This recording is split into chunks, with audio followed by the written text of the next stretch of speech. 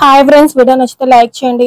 ఇక ముక్కుపుడక కార్యక్రమం ఆగిపోవడంతో అందరూ వెళ్ళిపోగానే వేదవతి మాత్రం అమ్మవారి దగ్గరే కుప్పకూలిపోయి ఏడుస్తూ ఉంటుంది. ఇక మరోవైపు సత్య అవని మీద అటాక్ చేయబోయిన వ్యక్తి ఎవరా అని ఆలోచిస్తూ ఉండగా అంతలో ఇన్స్పెక్టర్ వచ్చి, సార్ ఫంక్షన్ లో అవని గారి మీద అటాక్ చేయబోయిన ఆ మనిషిని పట్టుకొని లోపలేసాం సార్ అని చెప్తూ ఉండగా అంతలో ప్రభావతి వచ్చి చూస్తూ ఉంటుంది. అవనిని ఎందుకు టార్గెట్ చేశాడో తెలుసుకున్నారా అని సత్య అడుగుతూ ఉంటాడు. విక్కీ అనే అతను అతనికి సుఫారీ ఇస్తే అటాక్ చేస్తాను అని చెప్పాడు. విక్కీ గురించి కూడా ఎంక్వైరీ చేశాం సార్.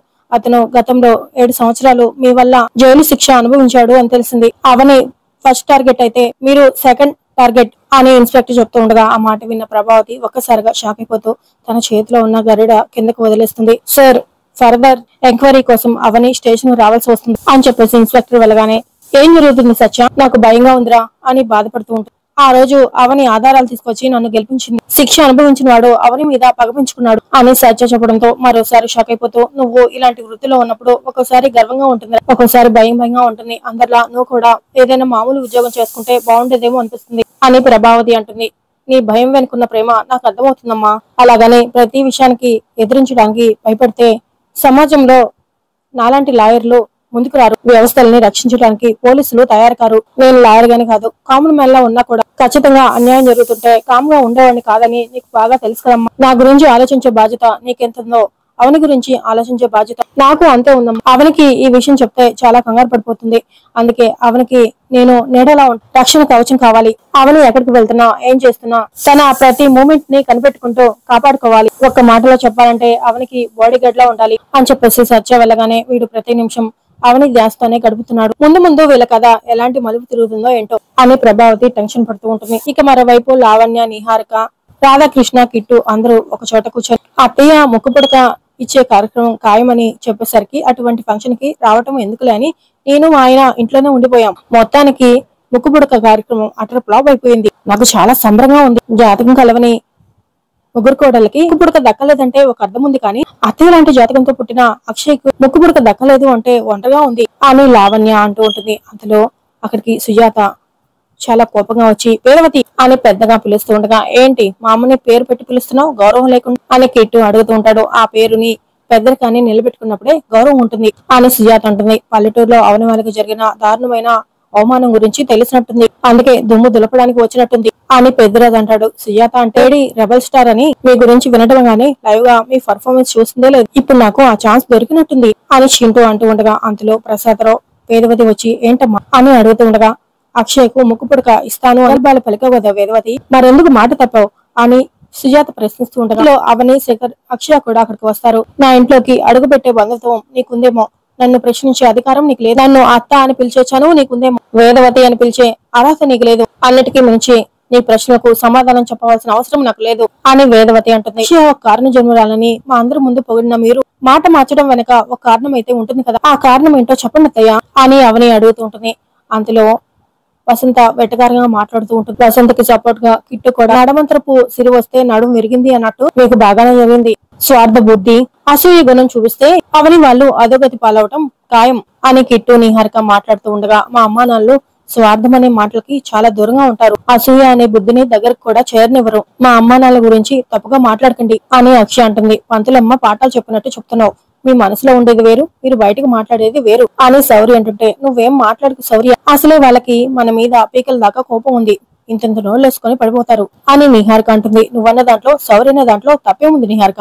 అవని ఇంట్లో అడుగు పెట్టిన దగ్గర నుంచి ముక్కు పుడకని ఎప్పుడెప్పుడు దక్కించుకుందామా అని ఎదురు చూస్తూనే ఉంది. మామయ్య గారు, ఈ సుజాత మీ మేనకోడలు అన్న ఒకే ఒక కారణంతో ఇన్ని సంవత్సరాలు భరించుకుంటూ వస్తుంది, లేదంటే గేట్ అవతల ఉండేది. ఇంతకాలం నెత్తిని కూర్చోబెట్టుకుంది చాలు, ఇక మీదటైనా రాకుండా చూడండి అని లావణ్య అంటూ ఉండగా, ఈ ఇంట్లో నా చెల్లెలు ఉంది, నా చెల్లెలు భర్త ఉన్నాడు, నా చెల్లెలు కూతురుంది, నేనెందుకు రాకుండా ఉంటాను, నన్నెవరు ఆపేది? స్వార్థం గురించి, అసూయ గురించి దెయ్యాలు వేదాలు వలిస్తున్నట్టు నువ్వు నీ కూతురు మాట్లాడుతున్నారు. ఇప్పుడు స్వార్థం పురుడు పోసుకుంది ఎవరిలోనో తెలుసా, ఈ వేదవతి గారిలో అని సుజాత అంటూ ఉండగా, నా భార్య గురించి అలా తప్పుగా మాట్లాడుగు సుజాత అని ప్రసాదరావు అంటాడు. నేను ఉన్నది ఉన్నట్లు మాట్లాడతాను ప్రసాదరావు గారు, మీకంటే మీ మనవరాలు అక్షయ్కి ఎక్కువ పేరు వస్తుందని, ఎక్కువ గౌరవం వస్తుందని మీ మనసు ఆందోళన చెందుతుందా వేదవతి గారు, అందుకేనా దిగజారిపోయి ఆలోచించారు అని సుజాత అడుగుతూ ఉండగా, వేదవతి మాత్రం రాధిక, దిలీప్ చెప్పిన మాటలే తలుచుకుంటూ బాధపడుతూ ఉంటుంది. అత్తయ్య గారిని ఎలా నిందిస్తూ మాట్లాడుతుందో చూడండి మామయ్య గారు అని లావణ్య అంటూ ఉండగా, అది నింద కాదు నిజం అని అవని అంటుంది.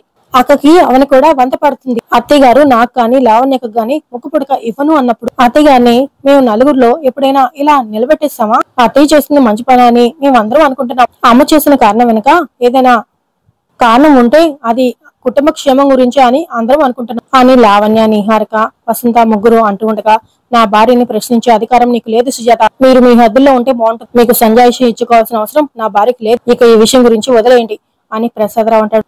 మీరు మాకు సమాధానం చెప్పాల్సిన అవసరం లేకపోయి ఉండొచ్చు, కానీ ఏదో ఒక రోజున ఆ అమ్మవారికి మాత్రం సమాధానం చెప్పాల్సిన అవసరం ఉంటుంది కదా. మా నుంచి తప్పించుకున్నా ఆ కులదైవమైన అన్నపూర్ణదేవి నుంచి తప్పించుకోలేరు కదా. ముక్కుపుడక ఎప్పటికైనా ఆ అమ్మవారి ఆశీర్వాదంతో అక్షయ్కే దక్కుతుంది. ప్రస్తుతం వాయిదా పడింది అంతే అని చెప్పేసి అంటూ సుజాత చాలా కోపంగా అక్కడి నుంచి వెళ్ళిపోతూ ఉంటుంది.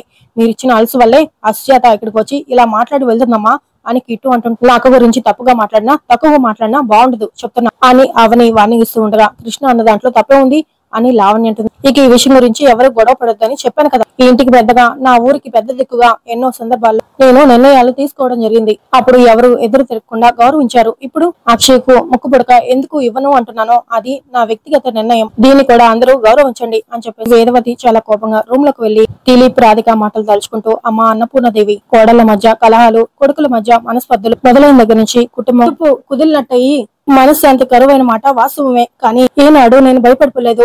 పిల్లల్ని విడతీయలేదు, ఆస్తుల్ని విడతీయలేదు, ఉమ్మడి కుటుంబంగానే ఉంచుతూ కాపాడుకుంటూ వస్తున్నాను. కానీ ఇప్పుడు నాకు తెలిసిన నిజం నన్ను కలవర పెడుతుంది, మనోవేదనకి గురి చేస్తుంది. ఏం చేయాలో అర్థం కావట్లేదు అని వేదవతి ఏడుస్తూ ఉండగా అంతలో తన అంతరాత్మ అక్కడ ప్రత్యక్షమై వేదవతి, నువ్వు ఆలోచిస్తుంది పద్ధతిగా ఉందా వేదవతి అని అడుగుతుండగా నేను విన్నది నిజమైనప్పుడు నేను ఆలోచిస్తుంది తప్పు కాదని అనిపిస్తుంది అని వేదవతి అంటుంది. మనసుని అదుపులో ఉంచుకో, ఆలోచనలు చాలా పరుగులు పెడుతుంది, వాటిని నియంత్రణలో ఉంచుకో అని అంతరాత్మ అంటుంది.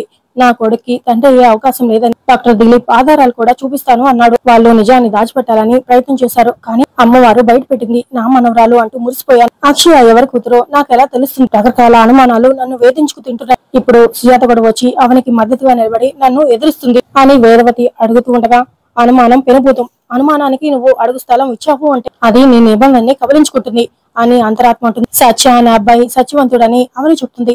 అందులో ఎంత సత్యం ఉందో ఎవరికి తెలుసు అని వేదవతి అడుగుతుంది. కళ్ళ ముందు ఉన్నవన్నీ నిజమని నమ్ముతున్నావా? ఒక్కోస్ మన నీడ కూడా చీకట్లో మరోలా కనబడుతుంది, ఆ విషయం నీకు తెలీదా అని అంతరాత్మ అడుగుతూ ఉండగా నా కళ్ళు నన్ను మోసం చేయలేవు, ఇప్పటి వరకు చేయలేదు కూడా అని వేదవతి అంటుంది. అది నీ భ్రమ, వాస్తవాన్ని చూపించేది కళ్ళే. అనుమానాలు విలువైన వాటిని కోల్పోయేలా చేస్తాయి. అందుకే నిదానంగా ఆలోచించు. తప్పు చేయని ఆడపిల్లకి నిదర్శనం అవని. తప్పుల్ని ఎత్తి చూపించే ధైర్యం అవనిది. కట్టుబాట్లకి కట్టుబడి ఉండేది అవని. ఆదర్శాలని ఆత్మ గౌరవంగా భావించేది అవని. అవనిని అవమానించడం ఆడజాతికే కలంకం అని అంతరాత్మ అంటుంది. నిర్దాక్షిణంగా ఒక ఆడపిల్లని నిందించేంత దుర్మార్గురాల్ని కాదు నేను. అందులోనూ నా కోడల్ని నిప్పులేందే పొగరాదు అనేది ఎంత నిజం, జరుగుతుంది కూడా అంతే నిజం. అన్ని బయటపడతాయి. నీ సలహాలు సూచనలు నాకేం అవసరం లేదు, నా కళ్ళ ముందు కనిపించకుండా వెళ్ళిపో అని వేదవతి అరుస్తూ ఉంటుంది. ఇక దాంతో అంతరాత్మ అక్కడి నుంచి మాయమైపోతుంది. ఇక అంతలో ప్రసాదరావు వచ్చి అందరితో పాటు నేను కూడా నిన్ను ప్రశ్నిస్తే బాగుండదని ఆగిపోయాను. అక్షయ్కు ఎందుకు ముక్కు పుడక ఇవ్వదలుచుకోలేదో ఆ కారణం ఏంటో నాకైనా చెప్తావా వేద? మన మధ్య ఎటువంటి దాపరికాలు ఉండవని నేను నమ్ముతున్నాను అని ప్రసాదరావు అడుగుతూ ఉంటాడు. అందరికీ చెప్తుందే మీకు చెప్తున్నాను, అది కేవలం నా వ్యక్తిగత నిర్ణయం అని వేదవతి అంటుంది. అది కాదు వేద అని అంటుంటే మనసు బాలేదు, విసిగించొద్దు, వదిలేయండి అని అరుస్తూ ఉంటుంది. దాంతో ప్రసాదరావు మౌనంగా బయటకు వెళ్ళిపోతూ ఉంటాడు. వేదవతి మాత్రం కన్నీళ్లు పెట్టుకుంటూ ఉంటుంది. ఇక నెక్స్ట్ ప్రోమోలో శౌర్య చింటూతో నువ్వు 6 నెలలు ఇండియాలోనే ఉంటావు కాబట్టి నాతో పాటు స్కూల్లో జాయిన్ అవ్వచ్చు కదా అని అడుగుతూ ఉంటుంది. ఎస్ శౌర్య, నేను స్కూల్లో జాయిన్ అవుతాను, బట్ స్మాల్ కరెక్షన్, నేను నీతో అక్షయ్తోనే వస్తాను అని చింటూ చెప్పడంతో శౌర్య, లావణ్య ఇద్దరు షాక్ అవుతూ ఉంటారు. అంతలో నిహారిక వచ్చి అక్షయ్కు స్కూల్లో జాయిన్ అయ్యే అదృష్టం ఈ జన్మకు లేదు అని అంటూ ఉండగా అంతలో అక్కడికి అవని, శేఖర్ అక్షయ్ని తీసుకుని వచ్చి ఎందుకు లేదు, ఉంది, అక్షయ్ని ఈ రోజు స్కూల్లో జాయిన్ చేస్తున్నాం అని చెప్తూ ఉండగా ఇక అందరూ షాక్ అవుతూ ఉంటారు. ఇక అవని అమ్మవారి ఆశీర్వాదం తీసుకుందో గాని అని అక్షయాన్ని తీసుకుని అవని, శేఖర్ ఇద్దరు కూడా అమ్మవారి పూజ రూమ్ లోకి వెళ్లి అవని అక్షయాన్ని తీసుకుని పూజ రూమ్ లో అడుగు పెట్టబోతూ ఉంటారు. అంతలో వేదవతి వచ్చి ఆగండి అని అరుస్తూ అక్షయ్ని నా అమ్మవారి దగ్గరికి తీసుకువెళ్ళడానికి వీర్లేదు అని వేదవతి అనగానే ఇక ముగ్గురు షాక్ అయిపోతూ పూజ గదిలోకి నీ తర్వాత అవని వెళ్ళింది, అవని తర్వాత మా కూతురు వెళ్తుంది, ఇందులో తప్పే ఉందమ్మా అని శేఖర్ అడుగుతుంటాడు. ఇక వేదవతి మాత్రం చాలా కోపంగా చూస్తూ ఉంటుంది. మరి ఏం జరగబోతుంది, వేదవతి ఎలాంటి సమాధానం చెప్పబోతుంది అనేది రాబోయే ఎపిసోడ్స్ లో తెలుసుకుందాం.